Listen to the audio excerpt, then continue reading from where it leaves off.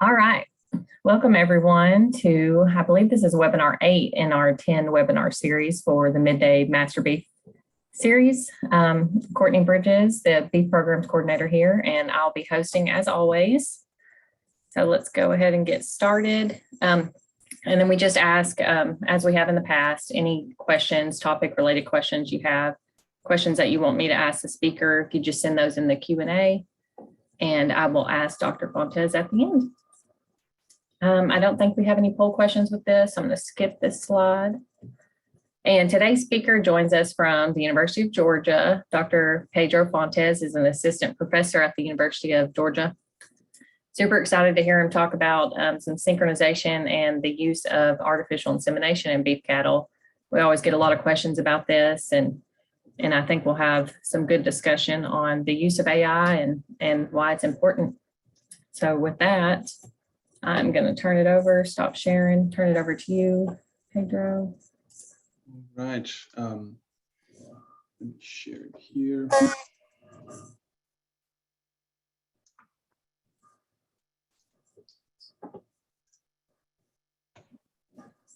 Give me 1 second.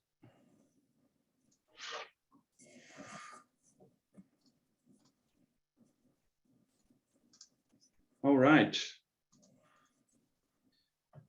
All right, let's go ahead and get started here then. And thanks, Courtney, for the invitation to come here and speak to you guys, and for the nice introduction as well. So my goal over the next 30 to 40 minutes is to first give you an overview of how we can take advantage of estrogen synchronization in artificial insemination, and how does that ultimately influences cow-calf production. And then, as we move forward, I'm going to show some data that look into what are some of the long-term consequences of utilizing these synchronization programs, and how that also influences the fertility within those AI programs. And then towards the tail end of my presentation, I'm going to share some information with some of you that might be already, familiar with artificial insemination, that might already be incorporating some of these technologies that we're going to be talking about, but you're potentially thinking about taking a next step and actually trying to maximize the number of AI pregnancies that you're potentially generated within your herds. And I always like to show, to benchmark ourselves, when we're talking about those reproductive technologies. And there's a lot of survey data from the USDA that shows that the rate of adoption of several of the technologies that we preach a lot within the extension world, they're very underutilized in the beef industry, right? And for what we're going to be talking about here, estrogen synchronization. Here in this figure, I have the percentage of herds that are utilizing estrogen synchronization based on the herd size, okay? So if you come here all the way to the right, on average, we have about 7 to 8% of our cow-calf herds actually taking advantage of synchronization programs. And I'm gonna show you some data on how this number is probably, we're probably underutilizing these technologies as we talk about the potential of estrogen synchronization. And one interesting thing to notice as well is that as the size of the herd increases, we also see an increase on the proportion of producers that are utilizing synchronization. And there's probably a variety of reasons associated with that, but this is very often related to the fact that larger operations, larger producers usually have a greater percentage of their income coming from their cow-calf herds. So they tend to have a better appreciation on the economics of these synchronization programs and the benefits of those. So I would say that it's probably one of the reasons why we see an increase in those larger operations, or at least in the percentage of those larger operations that are utilizing synchronization program. So why utilize synchronization in fixed timed AI, right? So I think one of the main reasons that folks usually think about in the beef industry is the fact that we can eliminate estrus detection, right? I think that's one of the really nice advances that we made from a research and understanding the physiology of the reproductive system of a cow that allowed us to develop those programs. where basically we can eliminate estrus detection today and have some pretty acceptable pregnancy rates. And because through these synchronization programs, we can eliminate estrus detection, we ultimately end up increasing the number of cows that we expose, or heifers that we expose to AI, and that ultimately drives a more rapid increase in genetic gains. But not only that, one of the big things, and that's a big player as we start evaluating the return of investment of synchronization programs, is the fact that because those synchronization programs usually yield about 40 to 60% pregnancy rates within the first day of the breeding season, we're able to really decrease our bull power in our operation and decrease the costs associated with that, which very often justifies, from an economic standpoint, the incorporation of synchronization programs, mainly as we're thinking about producers, commercial producers that are selling calves at weaning.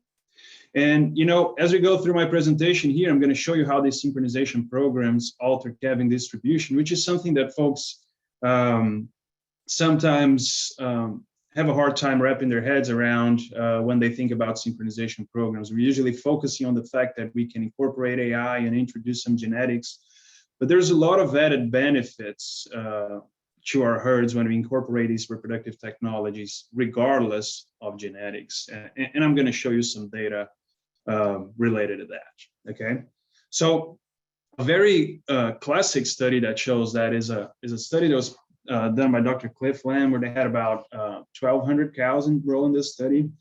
And I really like to show producers this study because this is a really real world trial where they had about 1,200 head of cows, okay? And they had about 8 to 10 operations, and basically within each one of the operations, cows were exposed to either a control treatment, where cows were exposed to natural service mating throughout the whole breeding season, okay? Or cows, again, within the same herd, exposed to the same conditions with the same genetics, they were exposed to a synchronization program where cows were synchronized, they were time bred, and then they would turn out with the same cleaner bulls as the cows in the control group. Okay, so again, cows manage under the same condition and the same environmental challenge. And what's nice about this study is that whenever they're picking sires to utilize for the AI program, they did the best they could to pick sires that had similar EPDs compared to the sires that were utilized in the natural service, okay? And their idea here was to, again, isolate that effect of genetics and focus more on the impact of synchronization programs on what we call altering the calving distribution, right? Getting more cows pregnant early. And then when they look at calving records of those herds, so here we have the percentage of cows that calve, okay? And here you have the different days of the breeding season for both the time day eye treatment and the control treatment, okay? So you can see that when you go within the first 20, 21 days of the breeding season here, you can see that the cows that were exposed to the time day eye treatment, they were pretty much, here in this study, they were able to double the amount of cows that were calving within those first 21 days of the calving season, okay? So really powerful effects with regards to getting more cows pregnant early, right? So, and what's neat is that in this study, even though they were focusing on minimizing the effects of the genetic benefits of incorporating AI, they were still able to see, on average, about a 40-pound increase, a 38-pound increase in weaning weights per cow exposed, right? And, if we plug in today's price is actually priced from a couple of weeks ago. If we put $1.65 per pound and we add 38 pounds, regardless of genetics. So basically, strictly that shift in calving distribution is very often able to pay for the initial investment costs associated with a synchronization program. Just so you have a benchmark there, usually if you're synchronizing cows with a conventional synchronization program and you're breeding them with a sire using semen straws, paying between $20, $25 for a semen straw, usually going to be it's going to cost you about $45 to $50 a head, okay? So, if you apply that to this concept here and this data that was generated within a really controlled environment, very often just that shift in calving distribution already offsets that cost, their initial investment of the synchronization program, right? And what was neat is that, I'm here in Georgia, and in North Georgia, not as much, but when you go to South Georgia, producers are very reluctant with data that is generated in the Midwest, and because there's a fair that's a fair comment, right? Because it's a different production environment, and I really like the study that I'm going to share data with you, and for us that are here in the Southeast, this is a data set that evaluated those same effects of using synchronization programs to shift that calving distribution, but in a herd in the Southeast and the Florida Panhandle and the North Florida Research and Educational Center, which is a facility from the University of Georgia. So I lived in that research station for about 3 years, and I worked with some of these cows. So basically, this is a herd that it's a university herd, but it's ran as a commercial herd. About 300 mama cows. They're either Brangus and Angus cows. We have some Brayford cows, but predominantly Angus and Brangus cow. And in that study in Florida, what they did was, and this is Dr. Lamb's study as well. In 2007, when Dr. Lamb was first recruited at the University of Florida, he arrived there in the breeding season, and the research station was a natural service only breeding season, and cows were exposed to bulls for 120 days. Okay, so over the course of 5 years, what they did in this herd, they started to utilize synchronization programs in combination with fixed timed AI, and they also started exploring that idea of shifting the calving distribution. Right, so if we're getting more cows pregnant early, can we actually combine that with a decrease in the length of the breeding season? So every year they will go there and take about 10, make their breeding season about 10 to 15 days shorter every year. So from 2007 to 2012, they're able to go from a 120-day breeding season to a 70-day breeding season, where they would expose all cows and heifers to one round of AI in the beginning of the breeding season, and then turn them out with a cleanup. And then what's neat is that when you look at the changes in calving distribution, this is what I have highlighted here in this graph. So here we're going to have the percentage of cows that calved, okay? And here on the x-axis, you can see the different calving dates within the calving season. And the way this figure works, well, I'm going to show a different line. So this is the line for the year of 2007, okay? And you can see that, basically the way this works, every time cows calve, this line moves up, right? So and we increase the proportion of cows that are calving over time. So as we move across the different years, going from 2007, and the data that I have compiled here is all the way to 2013, you can see that we're able to really shift that calving distribution, right? And increase the proportion of cows that are calving early. So for example, if you get the year of 2007 here, you can see that you get about 80% of the cows calving was taking that herd about 110 days, 100 days here.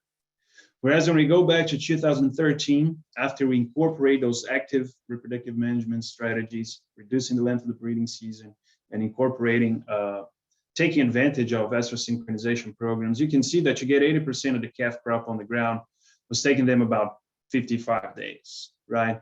So some pretty significant changes in calving distribution. And what's neat is this is somewhat counterintuitive. Very often for folks that have a long breeding season, we tend to think that the longer a breeding season is, the more chances we're giving to our cows and the greater the pregnancy rates.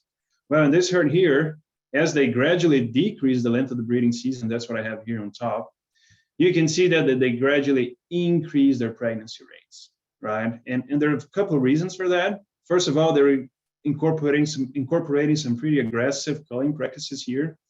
But not only that, as we start shifting that calving distribution, and we think about that cow in the beginning of their subsequent breeding season, right? If that cow is calving early, we're giving that cow an extra 15, 20 days before the start of the next breeding season. So basically, we allow that cow more time to recover and get ready for the next breeding season. And overall, we start seeing an increase in pregnancy rates.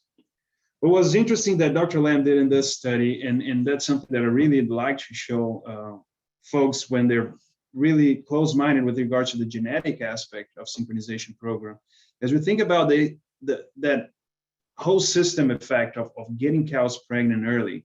So this is what they did in this study, in this data set that I'm showing you right now. So basically, as they started evaluating weaning weights in this herd, they noticed that weaning weights were substantially higher, right? Substantially greater. Calves were being weaned heavier, and some of that was related to the fact that those calves were simply the sires they were utilizing. They had better EPDs for weaning weight. So that was driving some of those increases in weaning weights. So what Dr. Lamb did here, he basically went there and assumed that every calf in that herd born within those 5-6 years, he assumed that all those calves had the exact genetic merit, same genetic merit, okay? So he went there and evaluated. He assumed that all calves were gaining about 2 pounds a day from birth to weaning to standardize everything and actually estimate the value of calving early in that herd where they started to incorporate some aggressive, I wouldn't use the word aggressive, but some more active reproductive management. And what's neat is when you look at the mean calving date, so basically here we're looking at on average, how long was it taking for those cows to calve? You can see that as we decrease the length of the breeding season and we utilize AI, that number gradually decreases, right? And then as we incorporate these numbers and we calculate the actual weaning weight of those calves, again, assuming that they gain the same amount of weight from birth to weaning, you can see that there was a gradual increase in feeder calf value, right? And this study was performed in 2014-15. That's when they compiled all the data for the first time. But what I did, I got the same Excel sheet that I did all the calculations, and I put the same $1.56 per pound and incorporating all those calving records and all those differences in weaning weights associated with differences in calving distribution. And you can see that on average, that herd, if you're selling calves a couple of weeks ago in Georgia, they're adding an extra $142 per calf, assuming they're selling those calves just on a weight basis. Okay, there's no added value associated with the increased uniformity or increased genetic merit. And if you apply those to a calf crop of 100 calves, we're talking about $14,000. Okay, and again, this is removing the effect of the genetics, or at least doing the best we can to take the genetic effect out of that equation, right? But the reality we shouldn't, right? The reality is that we shouldn't remove that because that's part of the benefit of the technology. So this is a really nice data that was presented a few years ago at the Beef Improvement Federation, and this is data from a herd in Virginia, okay? Where basically they evaluated the value of incorporating artificial insemination programs in a situation where you're retaining ownership, right? So basically here what they're reporting is the economic return that was calculated on a per cow basis, okay? For this cow-calf herd, that retain ownership until harvest, okay? And then when they look at the actual added return here and the way they're reporting this, okay, they separated the records that they have for their feeder calves that went all the way to harvest, okay? They separated their calf crop based on the background of those calves, okay? And they use as a base what we call NS sire, NS stem here, okay? So basically, this is a group of calves in that herd that was born of a natural service sire, okay? And it was born out of a dam that was herself born out of a natural service sire, okay? And then here you have a group of calves, follow all the way into harvest, that were born out of natural service sire, okay? But they were born out of a cow, that the cow itself was a replacement heifer that they kept out of an AI sire, okay? That's what they call an AI dam here. And then here you have a natural service dam, cow born out of a natural service that gave birth to a calf that was a calf born out of an AI sire.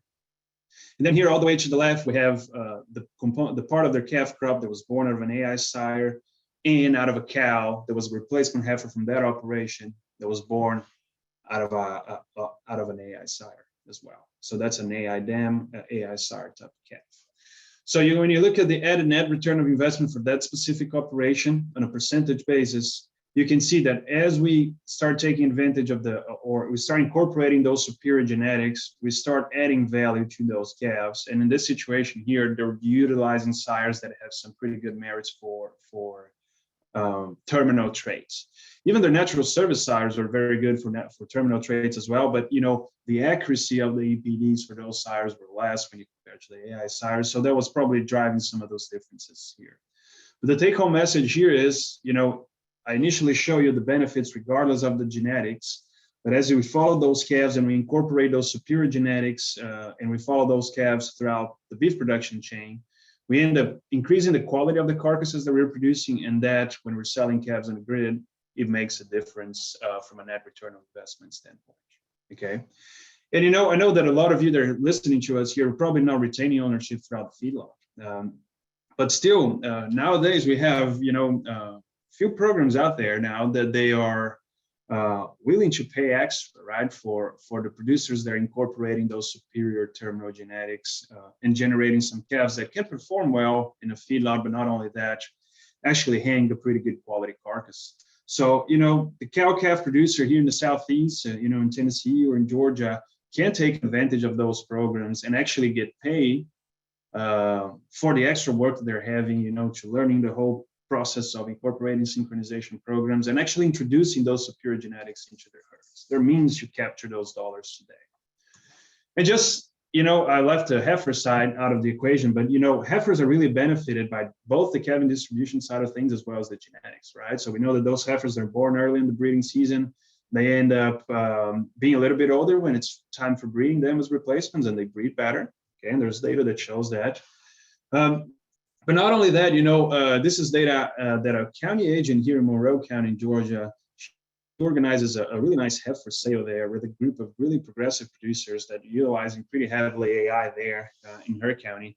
And it was nice that she sorted, similar to the previous study that I showed you from that herd in Virginia. In her sale, she sorted their heifer sale price based on the background of those heifers, whether those heifers were born out of AI or whether they were being sold bred with an AI sire versus natural service sire. And you see a very similar trend as well. So, even if folks are buying replacement heifers, they're having an appreciation for those heifers that have those superior genetics in them. So there means you capture value there as well.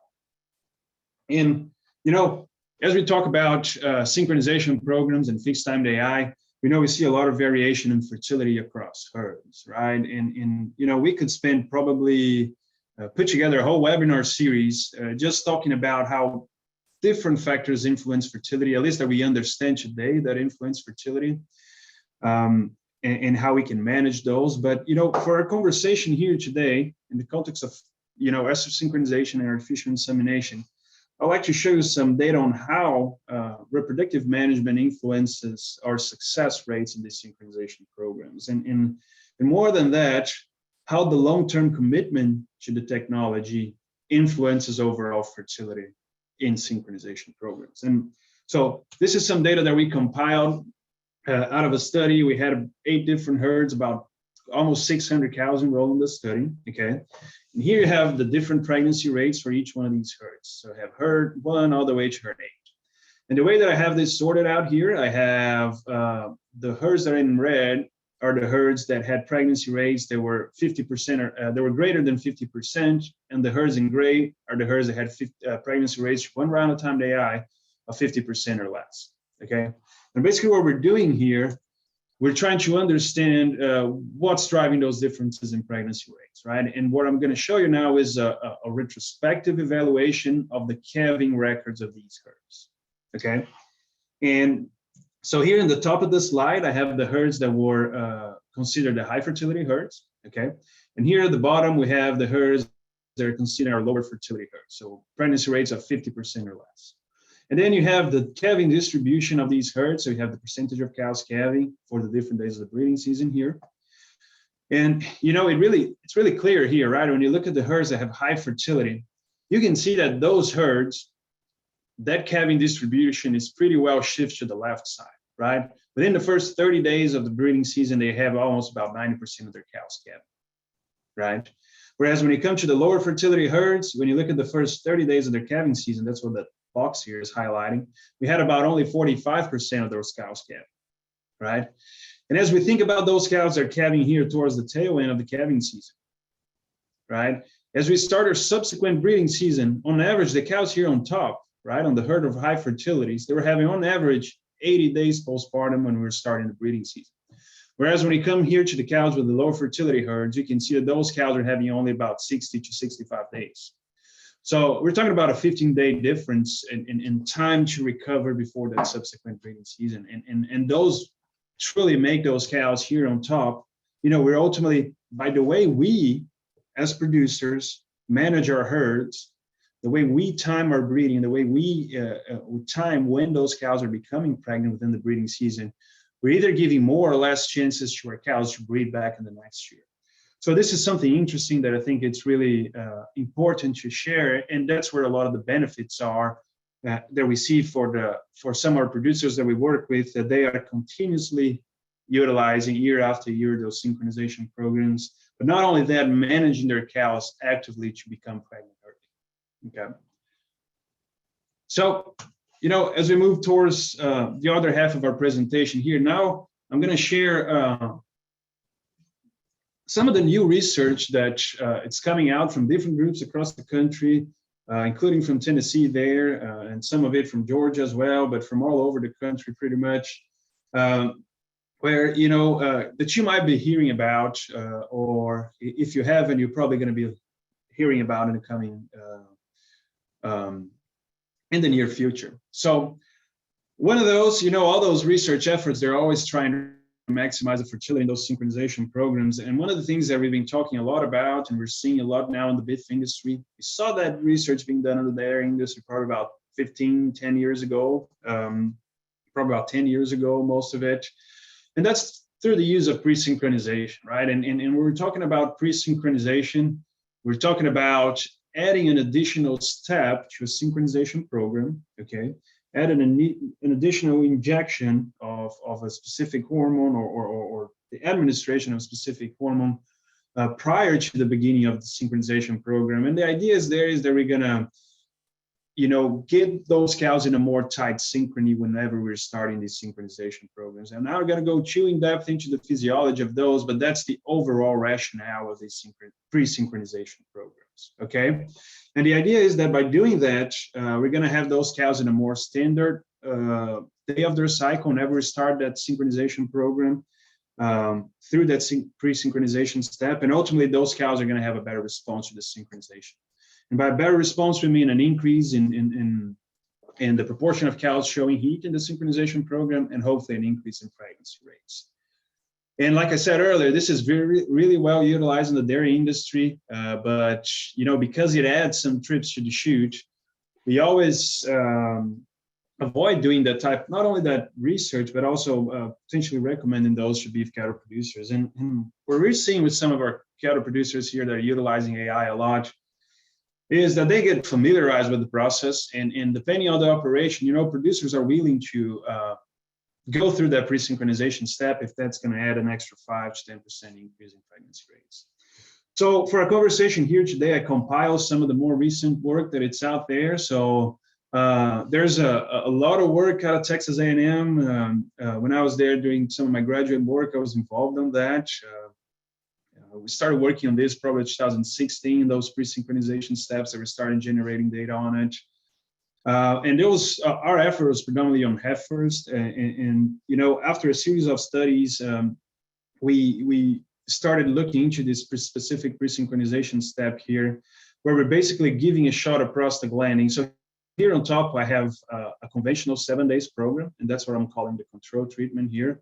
And this is a trial that we did with about 1,800 heifers across 3 different states and several different herds. I can't remember by the top of my head, but probably close to 10 different herds, maybe even more than that. But again, different production environments, different genetic background animals, but all replacement heifers here. So those cows are those heifers are either randomly exposed to a 7 days program, or they receive a pre-synchronization step, or we gave a shot of prostaglandin and put a seeder in 7 days earlier. So 7 days later, we follow the same protocol as the 7 days co-sync plus seeder program here, which is the control treatment here. And in this case here, instead of putting another seeder in, we're just keeping that same seeder for 14 days. And the idea here is that we have those cows developing what we call a persistent follicle, because what we do is we cause them to have really low progesterone there. So whenever we give that GnRH here, because they have a large follicle there, they respond a little bit better to that protocol, which ultimately induces a more proper synchrony here, and an increase in estrus expression here. And that's what I'm showing you here in this figure. So here you have the different treatments, so the control treatment and the pre-synchronized heifers here, and the red bars. So you can see that there's about a 30% increase in estrus expression prior to fixed time artificial insemination. So you are able to, in fact, increase the proportion of heifers that are showing heat earlier, okay? And that increase in estrus expression is also leading to an increase in pregnancy rate. So we observe about a 10% increase in pregnancy rate here in this study, okay? And this is a study that was predominantly, the initial efforts were all done by Texas A&M in collaboration with other universities. But now this research that I'm presenting to you here was the final, we're replicating that study again and again because we want to make sure that those results are repeatable. So this is a second study that we replicated again a couple of years ago, last year as well. Some heifers were bred last year. But that was led by Virginia Tech with Dr. Mercadante. And, you know, more recently, folks in Missouri have replicated the same synchronization program in postpartum beef cows. And the results are very similar in cows. And it's nice that they did the study in recipients as well.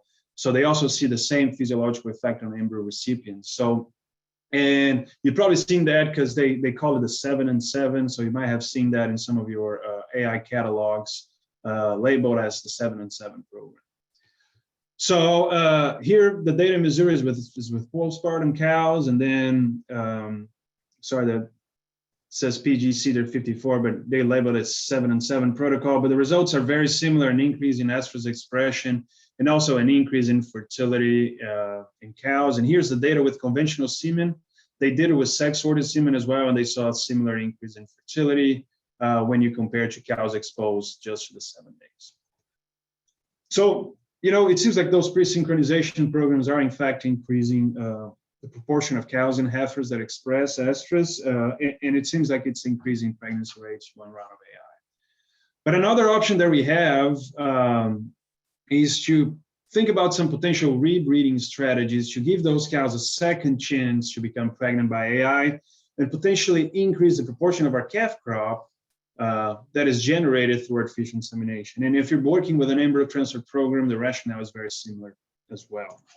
But basically, when you look at traditional, you know, estrus synchronization and timed AI approaches, and this is just an example, we're exposing cows to the 7 days co-sync placenta program here, and then we timed AI those cows with that added value genetics here, and then usually 10 to 14 days later, we'll turn that bull in, right? And that bull is going to serve as our cleanup bull and breed the remaining of the heifers or cows that fail to become pregnant on the first AI. But what you're going to think about is when we do that, because we get about 50% of them bred early here, we're left with about half of our calf crop. They're not going to be generated through AI, right? So what are the rebreeding strategies that we can potentially utilize to rebreed those cows or heifers that are failing to become pregnant in the first round of timed AI, right? So one of the things that I'm a strong advocate for producers that can afford to do heat detection. So, and we know that that works really well from our experiences. You know, when you expose cows to one round of AI, and here's an example of the 7 days co-sync plus CIDR program. So cows get a CIDR on day 0, generate shot. 7 days later, we pull that CIDR out, give a prostaglandin shot. Then about 60 hours later, we go there and time breed those cows with the generate injection. And then what we'll do is 15 days later, 14 to 15 days later, we'll run those cows through.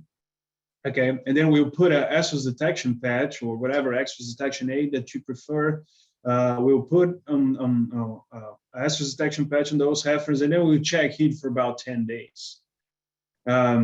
I have 10 days here, but the reality is the bulk of your replacement heifers or cows that did not become pregnant here in that first round of AI, they are going to show heat around day 19, 20, and 21, some of day 22. The bulk of them, that's when they're showing heat within an interval of about 4 days, okay? So you can go in and breed those cows like we used to do back in the day using an AM/PM rule. So, you know, cows show heat in the morning, get bred in the afternoon. Cows show heat in the afternoon, get bred in the morning. And what we see is that this return to heat here, this is a natural heat here, not as it's somewhat synchronized because they were exposed to a synchronization program here. But when they're showing that heat, this heat is really fertile. And our conception rates here are really, really good. So for those of you that have the opportunity of check heats and breed cows based on heat expression, at least for a short period of time, 5 days. Here I have 10 days laid out, but maybe even less than that. That's something that it might be worth considering, right? Mainly because your cost of breeding those heifers, it's only associated with the estrus detection patch, your labor for checking those animals, of course, and the semen straw, right? So that's the return of the cost per pregnancy here for those animals that have a really high conception rate. It's pretty good. It's pretty good. So, but I know that a lot of us on the beef industry cannot afford doing that, right? We don't have the time or the resources to perform heat detection. So another option that we have to potentially increase the proportion of animals that are becoming pregnant to AI is to use resynchronization programs. And this is an example where we go there, expose cows to 1 round of AI with a time breeding here. And then we go 28 days later, we scan them with an ultrasound, and then the open ones are there and synchronize again using the exact same protocol that we did here. And they're exposed to a round of time AI. What I want to draw your attention here is that there's almost like a 40-day, a 38-day interval between these two AI events here. So if we go back to that idea of the calving distribution, that's the main drawback, okay? Because though we're increasing the proportion of cows that get pregnant to AI, those cows are becoming pregnant a little bit later here. So what we can do to overcome that, and I know that Courtney and Dr. Reiner have been doing some work with that we helped them with, but basically what we can do here is expose cows to 1 round of AI and actually start synchronizing them around day 21. Potentially even earlier than that, depending on how early you can go in and perform that ultrasound evaluation here. So if you're going in on day 28 and you're scanning them with an ultrasound, then here you pull the CIDR out of all cows. Again, you put that CIDR in, you give an injection of GnRH on everybody. Then when it comes time to give prostaglandin, because prostaglandin would abort a pregnancy, we just give prostaglandin to the cows they're actually diagnosed as open in the ultrasound here. And those cows are then time bred here. So by doing that, we decrease by almost 10 days the interval between the two time breeding events. But one of the things to keep in mind is that, and I always try to emphasize, is to build realistic expectations as you think about utilizing those resynchronization programs. Because, in the first round of AI, because we can get most of our more fertile cows become pregnant in the first round of AI, we're left with a population of cows or heifers that are less fertile than the ones that are becoming pregnant really early. Okay, so what we see over and over again is that the pregnancy rate that second AI is usually less than compared to that first AI. So as you're thinking about using those resynchronization programs, not only the timing of conception is something you got to be mindful about, but also the fact that the proportion of animals becoming pregnant to that second AI is not very high. Okay, it's usually about 10% less than the first AI, depending on the herd. But it's nice because, this is a study out of Dr. Perry's group in South Dakota, but you can come in within different groups of animals that they bred. And there are some group of animals that, with 2 rounds of AI, they're able to get about 75, almost 80% of their cows pregnant through artificial insemination without the need of estrus detection, right? So there's the opportunity to have really good results as well. But again, from my perspective, it comes back to how well managed those herds are and how long they've been utilizing those synchronization programs and how familiar they are with the process as well. So as you think about considering a fixed time AI approach of rebreed animals, make sure you're being conservative when you're doing your budgeting and you're potentially calculating your return on investment. And one of the things that we get asked about a lot, I don't think I ever given a resynchronization talk that I didn't get that question, is does those early resynchronization strategies induce pregnancy loss? And I'll tell you, there's no data out there that would suggest that that's the case. Actually, the other way around, I got some data here showing that that we do not observe those differences in pregnancy rates to the first AI. So this is a group that was resynchronized, starting the resynchronization program 22 days after the first time the AI, and compared to a natural service treatment group, a group that was rebred by natural service. And you can see there are no difference in pregnancy rates to the first AI and no significant differences in pregnancy loss. So there's no real evidence that support that idea that resynchronization will cause abortion, okay? As long as you're handling animals in a calm way, you know what you're doing, you're familiar with the process, that shouldn't be an issue, okay? We know that stress can induce pregnancy loss, but if you can minimize stress in those resynchronization programs, I personally don't think there's a reason for us to be worried about pregnancy loss.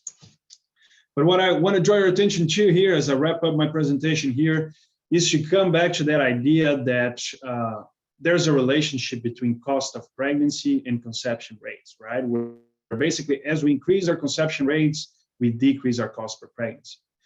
And, you know, when we look at the literature and we're thinking about resynchronization, it is important to be mindful that we're probably going to be closer to 40. If we're getting 55, 60% in our first AI, in our second AI, we're probably going to be closer to 45%, okay?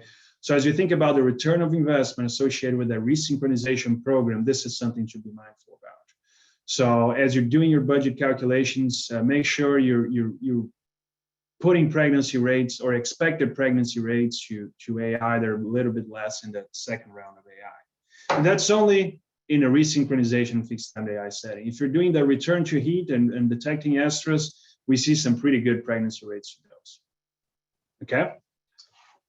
So with that, just to wrap up our conversation and you know, as you get ready to open it up for questions, you know, we went over how estrus synchronization and fixed time artificial insemination are in fact a really powerful tool to not only improve genetics, but improve overall reproductive management. And also, I hope that I convince you that, you know, cattle producers that have been committed to not only synchronization programs, but that have been committed to getting cows pregnant early in the season, they are the ones that are usually experiencing greater fertility or observing greater fertility in those fixed time AI programs. We know there's a variety of factors that influence those pregnancy rates, but the long-term commitment to getting cows pregnant early and getting cows calving early is definitely one of them that we should be mindful about. And, you know, as we think about rebreeding strategies, make sure that that's an alternative to increase the proportion of AI pregnancies, but build realistic expectations for that second round of AI, okay? And so far, though we don't, we're not pushing too much for folks to start using those pre-synchronization programs. What I want to make sure you're aware of that currently the data that it's out there suggests that if you use one of those pre-synchronization programs that I talked about here in our conversation today, so far it seems like those pre-synchronization programs, both for cows and heifers, at least the data right now suggests that there's an increase in fertility. I think for the heifer data, we have a more spread variety of environments and production systems where we generated that data set. For the cow data, most of the control data was generated within specific region in South Dakota with cows that are really late days postpartum. So we're not exactly sure how that would do in cows in a more challenging environment, like sometimes we face here in the Southeast. But I know there are folks here in the Southeast working with that. And so if you stay tuned, pretty soon you're going to see some more control studies out there for the data in cows as well. Okay, so with that, I'll wrap up my slides by thanking everybody that you know, contribute to our program here in Georgia, the faculties, collaborators, and graduate students, as well as the folks that have been funding our study that we're very, very thankful for, because without them, we wouldn't be able to generate data, you know, to share with producers, which is what we're here for, right? So with that, I'll turn it over to you, Courtney, and I'll let you open the floor for questions there. Yeah, absolutely. So if anyone has any synchronization or AI questions, while I ask Dr. Fuentes a few, just send them in the Q&A, and we've got a few minutes to ask some questions, so we'll try to get those answered. The first question I have for you is, you know, you get this question about cost, like what am I looking at, cost to AI as far as drugs, labor, time. And I think there's always this big stigma where I'm going to pay to do this synchronization and for this draw of semen, but I already have a bull on my place. So it's this compared to free, right? But that's not really the case. So if you want to touch on that a little bit, just cost to AI, rough estimate. Yeah, that's something that's a little bit hard to calculate, right? But there's actually a really good publication out of the Tennessee group here with out of you guys at UT that you guys kind of summarize the influence of the differences in cost for synchronization programs with different herd sizes. And one of the really nice things about that is that, folks very often underestimate the cost of breeding bulls for natural service. We sometimes purchase those bulls and we think that's the only cost associated with those bulls, right? But the reality is it's not, right? We have the cost of maintaining those bulls. And there's also there's a cost associated with risk of maintaining those bulls, right? I'm sure everybody here has bulls that don't break fences, right? And they don't get hurt and they don't have feed problems. And sometimes they have to get rid of them earlier than we normally would expect. So there's a large cost associated with natural service as well. So as we're doing those calculations, this is something, those comparisons, this is something important to think about. What's our real cost of breeding cows to natural service? And I'll tell you, when you do that calculation, and I'll encourage you to go to that Tennessee publication that really lays out that, you notice that the cost of AI and the cost of utilizing synchronization are very often pretty comparable. If you're in a situation where you can decrease your bull power by incorporating synchronization programs, very often your cost of breeding cows in a natural service and a cost of breeding cows in an AI followed by natural service, they're going to be very, very comparable. Yeah, and I'd be happy to share that UT publication with anyone that wants it if you want to shoot me an email. It basically just spits out a cost per pregnancy based on different percentages, and then based off your overall estimated yearly cost to keep that natural service sire plus the initial price that you purchased them for. So if you send me an email, I can definitely send you that. And I had a question. If someone comes to you and says, I want to get started doing some AI, but I don't know how to start. I don't want to jump full-fledged in, but where would be a good point for me to start, realizing that it definitely varies operation to operation, but. Yeah, I think a good approach is first you reach out to your local extension person, right? And they're going to guide you through the process. And here in Georgia, we have a county delivery system. So in each county, we have a county agent, A&R county agent that, they have different backgrounds. So if they don't have a repro background, they'll give me a call, right? And I know in Tennessee, you guys are really well served with a really good extension program that can help you with that. And usually another thing to think about is potentially reaching out to some of the semen companies as well. As you reach out to your extension service, reach out to folks, they're selling semen because very often they are the ones that are going to be coming into your place and actually doing the breeding. And there's also the opportunities of actually going to some of those AI trainings as well and getting and learning how to AI cows yourself. But if you want to get started and you want to go through the challenges of learning how to AI, people charge for it, but there's a reason they charge for it because it's a set of skills that takes a while to develop. But I would say your extension folks and as well as the folks who are selling semen, they are a great resource to guide you through starting with the process. Keep in mind that as you start in synchronization and AI programs, all the factors that influence fertility in a herd and a natural service, they're going to be influencing fertility in a synchronization and AI program. So if your operation is an operation that has a controlled breeding season, you have a really well established vaccination programs, or your cows, in the beginning of the breeding season are calving in a good body condition score, and they're in a good body condition score in the beginning of the breeding season. I would expect for you to be really successful when you already start those synchronization programs.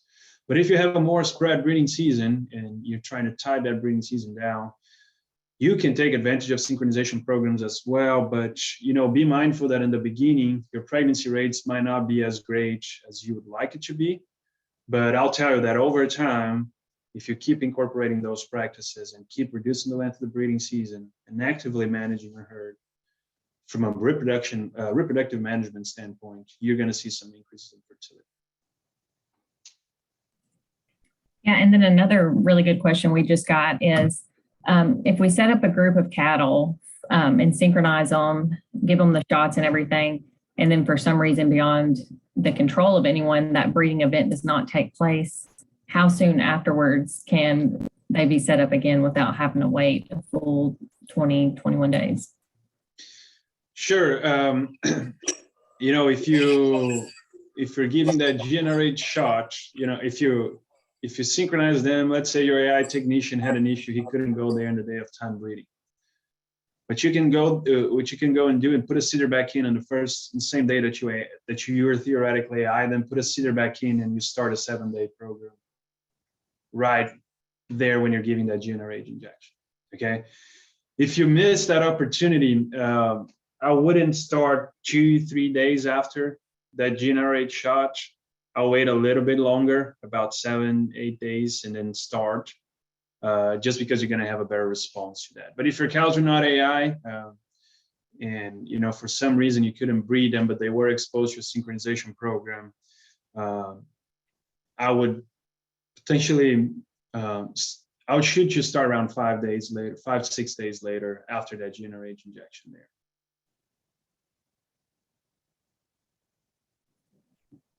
Awesome. And if I'm looking to choose a protocol for AI, I want to use the same one probably for my heifers and cows. What would you recommend? What's your go-to? If you're breeding them in the same day, it really depends, right? We could spend a whole hour here talking about the different synchronization programs that are out there, but basically what I recommend that you do is to use protocols that are recommended within the extension system, either through some of the protocols that University of Tennessee recommends or some of the reproduction task force. The UGA Beef website has some resources that will guide you through choosing a protocol as well. But basically, the most common protocol and the preferred protocol in the beef industry today is still the 7 days program. Okay, that program is not going to give you the best pregnancy rates. It's going to be probably about 5 to 6% less than some other programs. But it's one of the less labor-intensive protocols. So basically, that's a 3-trip. The protocol requires 3 trips to the chute, and you can breed cows and heifers. Usually, the recommendation is that we breed heifers a little bit earlier, so 54 hours after we give the prostaglandin, versus cows, which is 60 hours.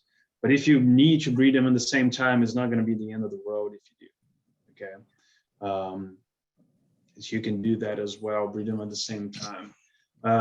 If you want to maximize pregnancy rates for heifers, for cows and heifers, 5-day program has been shown to increase fertility compared to the 7 days. Okay, and some of those pre-synchronization programs that are out there appear to also increase pregnancy rates in a fixed time day AI setting as well. Again, there's no comparison between the pre-synchronization approaches right now and the 5-day programs, okay? But like the 5-day program, research about 10 years ago showed that there's a benefit compared to the 7 days. Those pre-synchronization programs appear to have a benefit as well. So the 5-day program is a program that basically you put a seeder in, very similar to the 7-day, you give a generate shot, and 5 days later, you run those animals through again, you pull that seeder out, and then you give a prostaglandin when you pull that seeder out. Challenging thing about that protocol is that you have to run your females later, 8 hours later through, and give them another injection. So you need to give them 2 prostaglandin injections 8 hours apart. That's why it's not very popular, because folks don't want to run cows through the chute or heifers twice in a really short period of time. But there's an increase in pregnancy rates associated with that. So if you're going for simplicity, I would recommend 7 days. If you're going to maximize, if you want to maximize pregnancy rates, I would go with a 5-day program, or potentially one of those pre-synchronization strategies.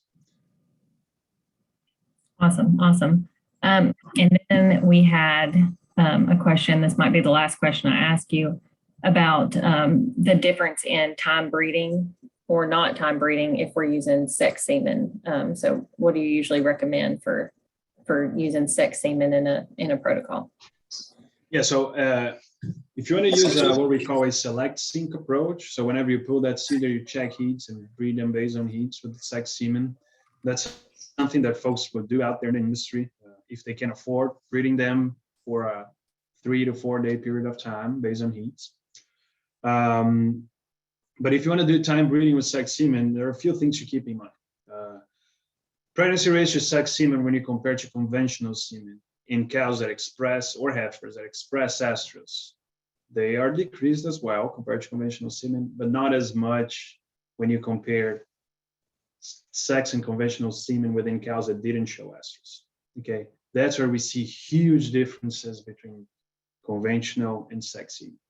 Okay, so if you're using a protocol that it's maximizing estrus expression, like one of those pre-synchronization protocols, that works well. Okay, with sex semen, because you're simply going to increase the proportion of females in estrus. One approach that I really like is breeding females, is target breeding them. You put an estrus detection patch at seeder removal, and then you read the patch when you're time breeding them. And the ones that show and express estrus get a sex semen straw, and the other ones get a conventional straw. Okay, so that's going to decrease the expense associated, the cost per pregnancy. Okay, because you're going to spend less money. Those females, they're not showing estrus. They still get pregnant, they do, but usually on average they're about 25%.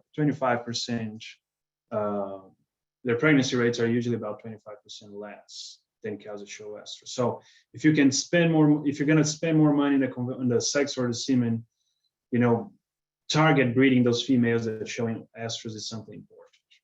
And something that will help you decrease your cost of incorporating sex-sorted semen. But be mindful that if you time breed everything as sex-sorted semen, and we've done thousands of those, we've seen about a 10, 11% decrease in pregnancy rates, okay, with conventional protocols. If you go to the your semen catalogs and the Beef Reproduction Task Force protocol list, there's some of the research that we've been working on, mostly some of it coming out of A&M and some of it coming out of Missouri, with some protocols that are specific for the use of sex semen. Okay, so if you really want to use sex semen on everything, you want to breed everything in a time breeding setting with sex semen, I truly recommend you use one of those approaches, because they to some extent minimize the difference between conventional and sex. It's still less. And research is really clear. Even though you do those protocols, the pregnancy rates are still lower than when you compare to conventional semen, but the magnitude of that difference decreases when you use those specific protocols. Good deal. Well, that's about all the time we have for questions. So really appreciate you, Dr. Fontes, for jumping on here. Awesome presentation, a lot of stuff to think about, some reproductive tools that are definitely underutilized and could be great for some of our producers to take advantage of. Yeah, absolutely. I appreciate the invite for me. And if there's anything we can help, we're always available. Okay, thank you so much.